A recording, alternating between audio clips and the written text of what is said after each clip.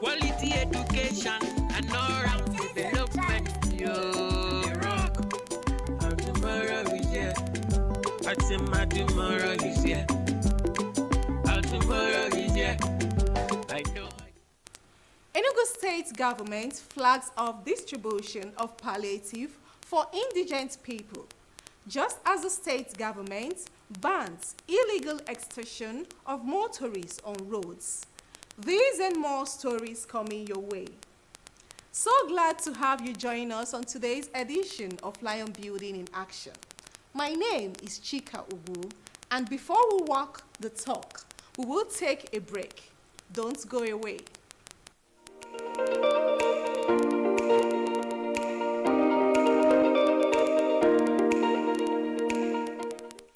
Glad to know you are still there. Governor Peter Mba says his administration is committed to providing long-term measures towards eradicating poverty in Enugu State. The governor gave the assurance while flagging up the distribution of palliative for indigent people across the 17 local government areas of the state. Do take a listen.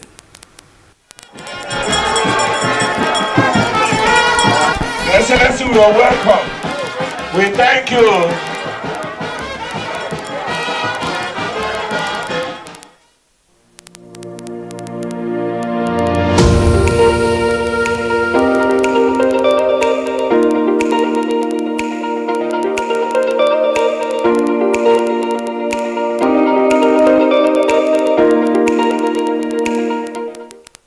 The collaborative initiative by the federal government and state government is a short-term measure of achieving zero hunger rate in the state. Governor Peter Mba explained that in line with his administration's promise to eradicate poverty, several programs have been initiated to generate employment and create wealth for indigents of the state, which are presently yielding positive impacts. He hinted that stringent measures have been adopted to ensure the palliatives get to indigent families in the state. This is an ongoing thing. We have done this before. We are continuing to do it. And this is not the end. We're going to continue to intervene. But I want to salute the people who have made sure that what we're seeing here today is going on in the manner in which it is going on here. The rigor, the meticulous organization that they have put in getting us to where we are today, I want to thank them most sincerely. What we are witnessing here today is our short-term measure, what we regard as a quick fix towards the eradication of poverty and to achieve a zero hunger in our state. This is in line with our promise to achieve poverty eradication. However, this will not be the short, the medium, and the long-term solution. As you know, we have robust program in place which will ultimately ensure that we eradicate poverty and kiss it goodbye forever in Enugu State. So we have instituted several programs to achieve that. Our community and social development program, our state's small and medium enterprise program, the Women for Nigerian program, the L-Press program, all these programs are designed to ensure that, just as this Chinese proverb says, that it is better to teach a man how to fish than to give him fish every day. So our plan is to make sure that ultimately our people would have access to be able to generate wealth, generate employment and create wealth for themselves. And those are the programs we have initiated in Enugu State. And very soon you're going to begin to see and also feel the impact of this program. The ultimate thing is that our people should be able to create wealth. Okay? Whether in the agriculture sector, in the business sector, those that are providing services. We are poised to ensure that we upskill them. For those in agriculture, we provide extension services to upskill them so they can be able to increase and upskill their production. And those that are in business, we have intervened by providing funds for those in the small and medium-scale businesses. We have intervened in those areas. So we're going to continue to do that. But as we do that and as all these things have their impact in the medium to long term, we're not unmindful that our people must eat the next day. And that is why programs like this, the distribution of this palliative is important. So what we're witnessing here today is a collective effort, both by the federal government and the state government, to ensure that we get our last mile, we get to the last mile, those indigent families in our various rural areas. And which is why I'm so pleased with the organization that I have seen here today and the report that I have received. So our hope is to make sure that this gets to the indigent people, the indigent families that are most in need of this thing. Over 30,000 bags of rice to be spread across the 360 wards in the state will be distributed through the social register to avoid diversion. The distribution will go down to the 260 wards of Enugu State. This is beside the distribution that was done during the Easter period to institutions in Enugu State, basically the seminaries and both the Catholic, both the Anglican, both the Methodist seminary institutions. Distribution of rice was also made by following the directives of His Excellency, the Governor of Enugu State. And more distribution will happen. Our various wards, we have the former councillors, the PGs, the traditional rulers, the religious leaders, the women leaders. These are indigenous of those different wards, and we believe that they know those who actually are in need of this. And the executive, the commissioners, are going to supervise it. We have 70 bags of 25 kg of rice per ward. Palliative specifically for the indigent families in our communities in the whole 17 local government areas of Enugu State. Today, the distribution of the food security grants from the federal government in collaboration with the state government has been flagged up for distribution. And working with the State Emergency Management Agency and the committee His Excellency established, in which the Deputy Governor is the chairman of the committee, we are working collaboratively with the commissioners because we don't have chairman presently in Enugu State. We're working together with the HPMs, we're working together with the security men, both DSS, police, the community leaders in the various communities to ensure that this particular item goes down to the poor ones, those who are in need of it. It's not made for everybody. There are those who are better than others. Those who are so poor that they can't afford 3 square meals, they can't afford to send their children to school, they're hungry in their various families. So that the people that this palliative is meant for, and we ensure that it gets to them because we ensure that those who are members of the committee are the real members of the grassroots, the community members that will identify the actual those who are needed, so there will be no diversion. The distribution of palliatives to indigent people in the state will be a continuous exercise by the state government.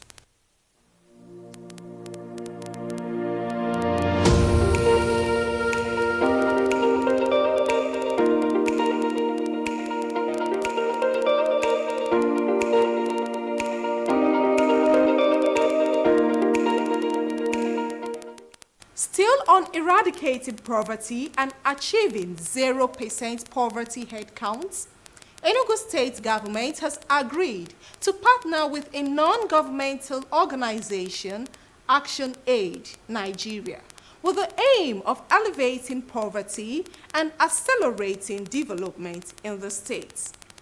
The team from the organization paid a courtesy visit on the governor at the government house.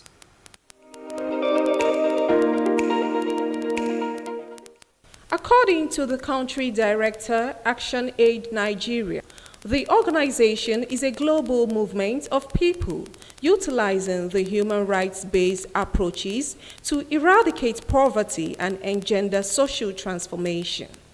Having worked successfully with about 70 countries across Africa, Asia, Europe, and America, Mr. Odo is optimistic that with a strengthened relationship with the state government, they will leverage on resources and forge innovative solutions to achieve sustainable development and inclusive growth in the state. This meeting is very pivotal for us as an organization because it reinforces our belief that the Enugu State Government Development Agenda aligns with the Action Aid Nigeria's country strategic framework of using social justice to end poverty and our collaborative approach towards achieving sustainable development and inclusive growth for the citizens of the state generally.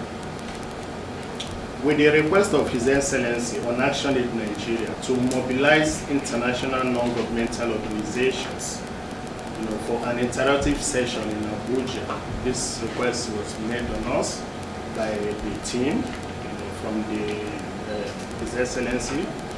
And we've taken this forward. So Action Aid has gratefully accepted to offer such support and will ensure that all the strategic organizations, including the donor communities, are in attendance. Such forum will offer the state the opportunity to meet with these organizations and institutions for possible partnership and investment in the state. Action Aid is also requesting that the state opens its door widely for consolidated partnership with the state, guarantee unimpeded access to His Excellency and other relevant authorities in the state, but most importantly, support our development intervention in the state while boosting infrastructures within our project communities. Currently, we are intervening in 70 local government areas within 61 communities. The governor, represented by the Deputy Governor Ifeanyi Osai, tasked the organization to take advantage of the development agenda of the state government and work together to achieve a realizable framework which will enable the state to get value within a stipulated time. Situations where your intervention fall within our priority areas so that it can synergize with what we do, and we're able to protect and own the things we intervene on our behalf. But more practically is the fact that we will implore you to work with our team. That whatever program you're designing for intervention in our state has a clearly defined strategy, has an implementation protocol that enables us to go from point 1 to point 2. That from today we can see what we get to in the next weeks and days and months to come. That way, we're able to explain to our people in the language they understand, and we're able to measure ourselves as a government, the value addition that you have created for us. We're excited to relate with institutions as you, but we're trying to, as much as possible, bring down these wide areas of reach, wide areas of scope of most non-governmental organizations to realizable frameworks that enables us to get value within the shortest possible times, but value that our people can feel and touch. We want to, as much as possible, in whatever intervention you do with us, to cut down on the cost of overhead and running costs, and deploy those funds to practical things that benefit our people, that they can feel and touch. Because situations where partners and our people spend public funds and development partner funds in 5-star hotels to discuss things they could have discussed on Zoom, for us, as private sector people, I'm sure you know my governor, we are coming from the private sector experience. We want to get results in the shortest possible time. So we want to reduce overhead and deploy those resources to deliverables that affect the everyday lives of our people. Action Aid started operation in Nigeria in the year 2000 and works across the 6 geopolitical zones, including the FCT.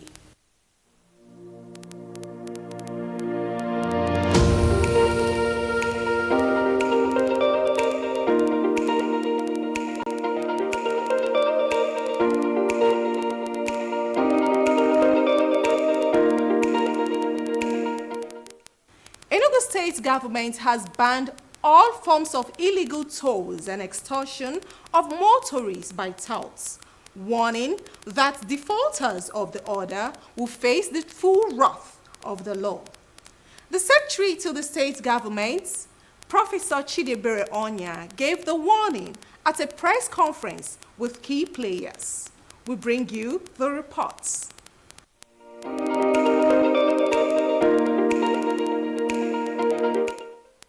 The ban on illegal tolls in the state, Professor Chidebere Onya said, was necessitated by reports of incessant harassment and extortion of motorists and transporters by hoodlums who masquerade as revenue collectors in some parts of the state. This, he said, will stem their excesses and ensure free movement of persons, goods and services, as well as improve logistics and supply chain operations in the state.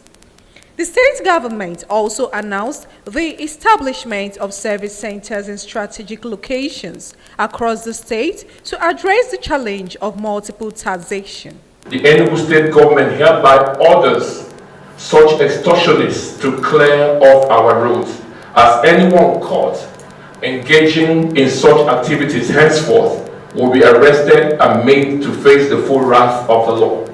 All local government areas are to take note and ensure full compliance of this directive. Again, to further improve logistics and supply chain operations and address the challenges of multiple taxation on our highways, touting of all sorts of criminalities committed by non-state actors, the Enugu state government announces the establishment of service centers at strategic locations across the state with partnership with Heavy Haul Services Limited.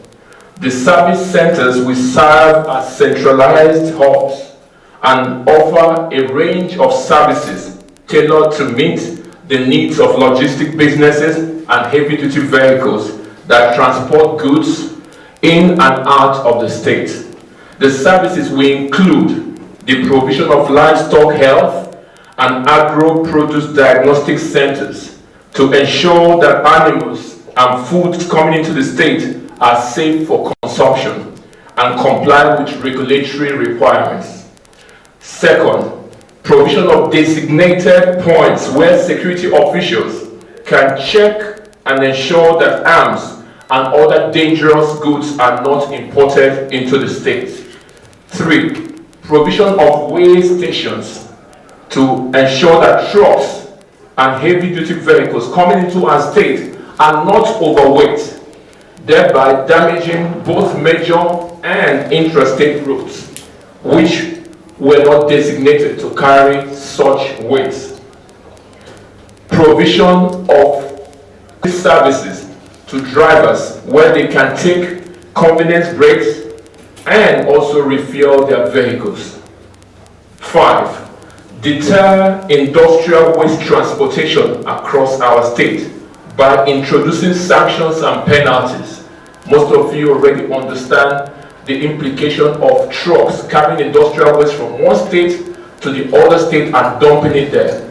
And we have seen instances of industrial waste being dumped by our waterways and polluting, contaminating our water sources for our citizens. Key players at the briefing commended the initiative and promised to work with the state government to stamp out hoodlums and touts on major roads in the state. That I hear from you directly. Please, I'll be happy if I can have a press statement of the state government. So it will give me the opportunity to do my work and also call other traditional rulers and let them know the positions of the government. So whoever we arrest, we present the position of the government to them so that because you don't even know those who are kidnappers. At times in the day, you see them with sticks. In the night, they will turn to something else. 3 days ago, one of my friends was arrested by those staffs, and they goes to work for the Ministry of Transport, which I know that is not true. And they charge man it's 1,000. The 1,000 naira on top is to make it rare. The press statement issued at the briefing serves as a warning to culprits to desist from erecting of structures for collection of service tolls outside the service center or be prosecuted in accordance with the law.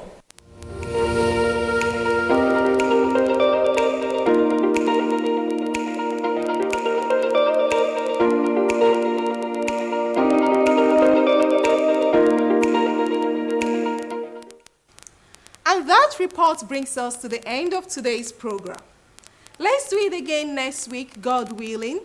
Till then, enjoy the rest of the week. Tomorrow is here. Tomorrow is here. Drama. Esimepe adiwa.